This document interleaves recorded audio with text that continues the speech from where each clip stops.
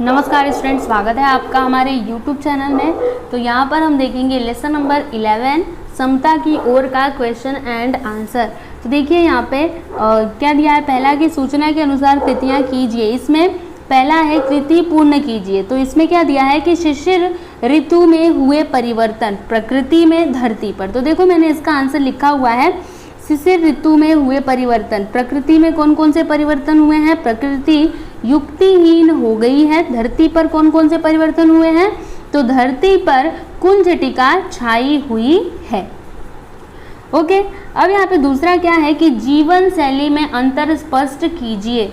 तो धनी और दीन दरिद्र, आपको इनकी जीवन शैली बतानी है, ठीक है ना। तो धनी जो रहता है उसकी जीवन शैली कैसी होती है? देखो यहाँ पर, वे रंगीन कीमती साल दुसाले ओढ़ते हैं, ये सुविधा संपन्न मकानों में रहते हैं। अब दीन दरिद्र की जीवन शैली देखो, इनके कांपते हुए शरीर पर रोज पाला गिरता है, ये टूटे फूटे घरों में रहते हैं जहां हमेशा उदासी छाए रहती है। अब अगला यहाँ पे क्या है, तालिका पूर्ण कीजिए। तो देखो बच्चों, आप इस क्वेश्चन को अपनी टेक्स्ट बुक में देखना, वहां पर आपको दिखाई देगा एक तालिका दी गई है, मतलब टेबल। आपको उसे क्या करना है, कंप्लीट करना है। ओके, तो यहाँ पर मैंने इसको कंप्लीट कर लिया है, मैं आपको पढ़ पढ़ के बताते जाती हूँ, आप समझ जाना। ओके, तो देखो यहाँ पर क्या है, बसंत। ठीक है, तो बसंत क्या है, एक ऋतु है। अभी अंग्रेजी माह, इसमें क्या आएगा, मार्च अप्रैल। हिंदी माह क्या होता है, चैत्र बैसाख। समझ में आया? मतलब जो मार्च अप्रैल होता है ना, उसी को क्या बोला जाता है हिंदी में, चैत्र बैसाख।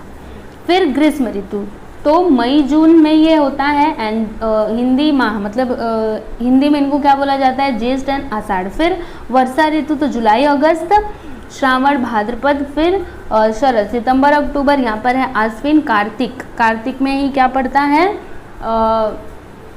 दिवाली। ओके, फिर हेमंत, हेमंत क्या एक ऋतु है जो कब पड़ता है, नवंबर दिसंबर में। मार्गशीर्ष और पौष इसको हिंदी में कहा जाता है।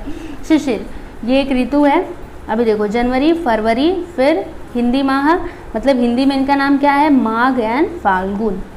ठीक है, अब चौथा यहाँ पर देखना, निम्न मुद्दों के आधार पर पद्य विश्लेषण कीजिए। तो रचनाकार कौन है इसके, मुकुटधर पांडे। रचना का प्रकार क्या है, नई कविता। पसंदीदा पंक्ति क्या है, हमको भाई का करना उपकार, नहीं क्या होगा भाई पर भाई का कुछ अधिकार, नहीं क्या होगा। फिर पसंदीदा होने का कारण, जन्म से सभी मनुष्य एक जैसे होते हैं, ऊंच नीच बड़ा छोटा धनवान गरीब तो मनुष्य अपनी अपनी उपलब्धियों से बनता है, मनुष्य का आपस में भाई भाई का नाता है। फिर पांचवा, रचना से प्राप्त संदेश। तो देख लो यहाँ पर लिखा हुआ है, इस रचना के द्वारा कवि ने मानव जाति को आपसी प्रेम और सौहार्द के साथ रहने और आवश्यकता पड़ने पर भाइयों की तरह एक दूसरे की सहायता के लिए हमेशा तत्पर रहने का संदेश दिया है।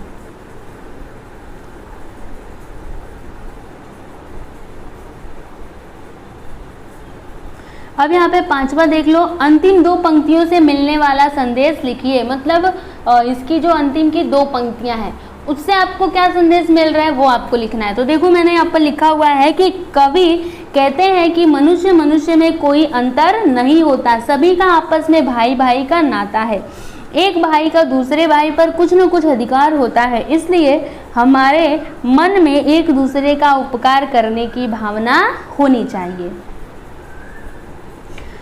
ठीक है, तो देखिए यहाँ पर हमने लेसन नंबर 11 का क्वेश्चन आंसर कंप्लीट कर लिया और मुझे उम्मीद है कि आप लोगों को ये वीडियो अच्छा लगा होगा। तो अगर आपको ये वीडियो अच्छा लगा तो आप प्लीज़ हमारे वीडियो को लाइक करना और अपने दोस्तों को भी शेयर करना। Thank you.